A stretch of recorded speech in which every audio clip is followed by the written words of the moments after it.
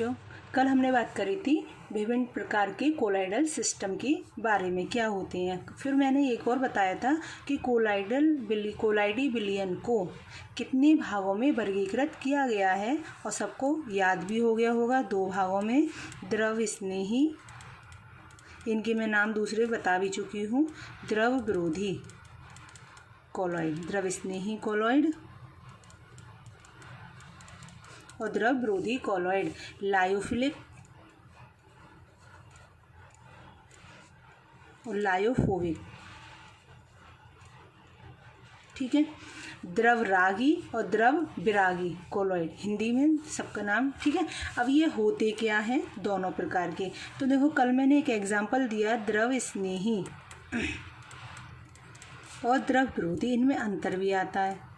तो कल मैंने एक छोटा सा एग्जाम्पल दिया कि बच्चे 2 प्रकार के होते हैं, पढ़ाई स्नेही या पढ़ाई विरोधी। पढ़ने वाला बच्चा हर तरह से पढ़ लेगा और ना पढ़ने वाला बच्चा किसी भी तरह से नहीं पढ़ेगा, ये गारंटी है। वो उसमें कहीं ना कहीं कमी निकालता रहेगा। अगर उसे डांट भी लगा दी जाए तो वो पढ़ेगा नहीं, सोचेगा ये बेकार है, इन्हें पढ़ाना नहीं आता। ठीक है, ठीक इसी प्रकार द्रव स्नेही या द्रव विरोधी कोलॉइड को हम एक्सप्लेन कर सकते हैं। जैसे वे पदार्थ, ध्यान से सुनना, वे पदार्थ जो सॉल्वेंट या विलायक के संपर्क में आने पर, देखो सभी को पता है कि कोलाइडी विलयन 2 चीज़ों से मिलकर बने हुए होते हैं, परिक्षिप्त अवस्था और परिक्षेपण माध्यम। ठीक है, तो वे पदार्थ परिक्षिप्त वाले, ठीक है, वे पदार्थ जो विलायक के संपर्क में आने पर शीघ्रता से कोलाइडी अवस्था में चले जाते हैं, द्रव स्नेही कोलॉइड कहलाते हैं। ठीक है, ये स्थायी होते हैं, स्टेबल होते हैं। ठीक है, विद्युत अपघट्य मिलाने पर आसानी से इलेक्ट्रोलाइट, इंग्लिश में बोलते हैं इलेक्ट्रोलाइट, मिलाने पर आसानी से अवक्षेपित नहीं होते, प्रेसिपिटेटेड नहीं होते। अब तुम कहोगे ये अवक्षेपित क्या होता है? तो अवक्षेपित का मतलब एक सादा सा एग्जाम्पल है, जैसे मिल्क है, घर पर भी तुम देख सकते हो करके।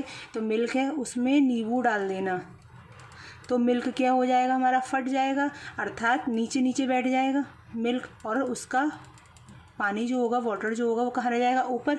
तो ये एक तरह से मिल्क में नींबू मिलाने पर वो क्या हो गया, इसे बोलते हैं प्रेसिपिटेटेड, मतलब हमारा क्या बन गया, वो पनीर बन गया।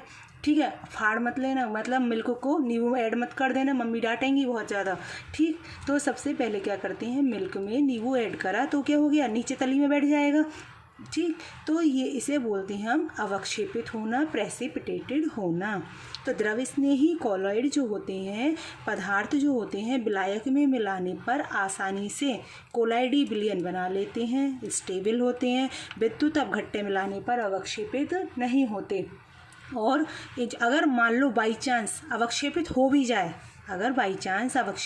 भी जाए, तो उसे सरलतापूर्वक पुनः कोलाइडी अवस्था में लाया जा सकता है। अगर वो अवक्षेपित हो गया तो पुनः लाया जा सकता है, इसलिए इन्हें क्या बोलते हैं, उत्क्रमणीय कोलॉइड भी कहते हैं, रिवर्सिबल कोलॉइड भी कहते हैं। जैसे इसके एग्जाम्पल हो जाएंगे गोंद, स्टार्च, प्रोटीन आदि आदि। ठीक है, तो इस द्रव स्नेही क्या हो, देखो इस बच्चे के ऊपर एग्जाम्पल दूँ, द्रव स्नेही मतलब पढ़ाई स्नेही, अगर वो संपर्क में आया पढ़ने लगेगा, स्टेबल होगा मतलब वो अच्छे से पढ़ेगा, विद्युत अपघट्य मिलाने पर अवक्षेपित नहीं होगा, डंडा मारने पर वो भागेगा नहीं, अगर भाग भी जाएगा तो पुनः पढ़ने आ जाएगा। ऐसे ही अगर वो अवक्षेपित हो भी गया तो पुनः कोलाइडी अवस्था में चला जाएगा, इसीलिए उन्हें क्या बोलेंगे, उत्क्रमणीय कोलॉइड। ठीक है, अब आता है द्रव विरोधी। द्रव विरोधी का मतलब ठीक इसके अपोजिट। सबसे पहले कि पदार्थ जो विलायक के संपर्क में आएंगे सुगमतापूर्वक कोलाइडी विलयन नहीं बनाएंगे, पहला पॉइंट। द्रव विरोधी में क्या हो जाएगा बताओ, सबसे पहले वो कोलाइडी विलयन, कोलॉइडल सॉल्यूशन या कोलॉइड नहीं बनाएंगे, किसके संपर्क में आने पर, सॉल्वेंट के या विलायक के संपर्क में आने पर। क्या ये स्टेबल होंगे? नहीं, ये स्थायी नहीं होंगे। ये कैसे होंगे? अनस्टेबल होंगे। अगर इसमें विद्युत अपघट्य इलेक्ट्रोलाइट मिला दिया जाए तो ये तुरंत अवक्षेपित हो जाते हैं। और पुनः कोलाइडी अवस्था में नहीं आते, इसीलिए इन्हें बोलते हैं अनुत्क्रमणीय, इर्रिवर्सिबल कोलॉइड भी कहते हैं। ठीक है, और इसके एग्जाम्पल हो जाएंगे gold sol, ferric hydroxide sol. ठीक, तो यहाँ पर हालांकि द्रवरोधी कोलॉइड होती हैं। जैसे आप देखो, ये भी बच्चे पर फिट करूँ, द्रवरोधी मतलब पढ़ाई विरोधी। पहली बात वो पढ़ने आएंगे तो वो आसानी से पढ़ेंगे नहीं, उन्हें पढ़ाना पड़ेगा ज़बरदस्ती। ठीक, अनस्टेबल होंगे क्योंकि उनका दिमाग पढ़ाई में होगा ही नहीं। दूसरा, विद्युत अपघट्य, अगर उनमें डंडा क्या थोड़ी सी डांट भी लगा दी जाए तो वो तुरंत ही क्या हो जाएंगे? अवक्षेपित। अवक्षेपित का मतलब तुरंत ही चले जाएंगे और पुनः वापस नहीं आएंगे कि ये तो डांटती हैं, मारती हैं। और ये क्या हो गए हमारे एक तरह से अनुत्क्रमणीय कोलॉइड, मतलब पुनः वापस नहीं आ रहे हैं। जबकि ये क्या हो रहे हैं? एक बार डांट लगा दी तो ये पुनः वापस आ गए, परंतु ये वापस नहीं आएंगे। लेकिन ये अब किन्हें मेहनत करनी पड़ेगी? द्रव स्नेही को, द्रवरोधी को? द्रवरोधी को, क्योंकि द्रवरोधी बनाने पड़ते हैं, जबकि ये तो द्रव स्नेही तो आसानी से बन जाते हैं। ठीक है, तो द्रवरोधी क्या होंगे? विलायक के संपर्क में आने पर कोलाइडी अवस्था में नहीं, आसार सरलतापूर्वक नहीं जाएंगे, अनस्टेबल होते हैं।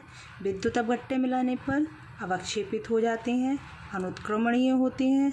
मतलब कि अगर विद्युत अपघट्य मिलाया, अवक्षेपित हो गए, तो इनके अवक्षेपों को हम पुनः कोलाइडी अवस्था में नहीं ला सकते, ये अनुत्क्रमणीय हो गए।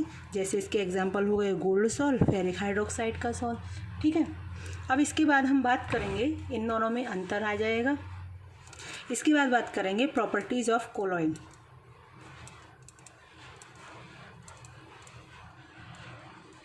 तो इसकी प्रॉपर्टीज़ बहुत सारी हैं।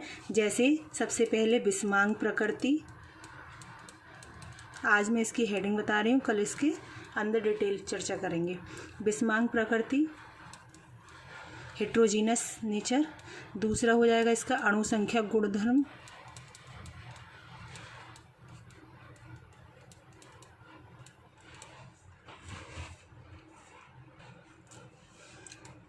टिंडल प्रभाव बहुत इम्पोर्टेंट है, टिंडल प्रभाव।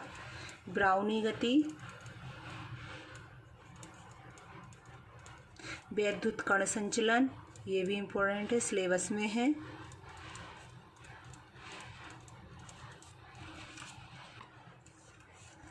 स्कंदन, स्कंदन मतलब कोगुलेशन। इसी के अंदर आता है एक हार्डी-शुल्जे का नियम, इम्पोर्टेंट है। स्वर्ण संख्या बहुत आता है, गोल्ड नंबर। ठीक, तो ये टॉपिक हैं कुछ जो तुम्हें इम्पोर्टेंट हैं, पढ़ने पड़ेंगे। ठीक है, अच्छे से समझ, ये नेक्स्ट वीडियो में पढ़ा दिए जाएंगे। और बच्चों, अगर कोई प्रॉब्लम कैसी भी हो तो तुम लोग मुझे फ़ोन से, मैसेज के द्वारा पूछ सकते हो। ठीक है, कोई चीज़ या कोई टॉपिक समझ में नहीं आया हो, कोई भी हेडिंग में कहीं भी कोई प्रॉब्लम हो केमिस्ट्री से रिलेटेड, तो तुम लोग मुझसे डायरेक्ट फ़ोन पर, मैसेज पर पूछ सकते हो।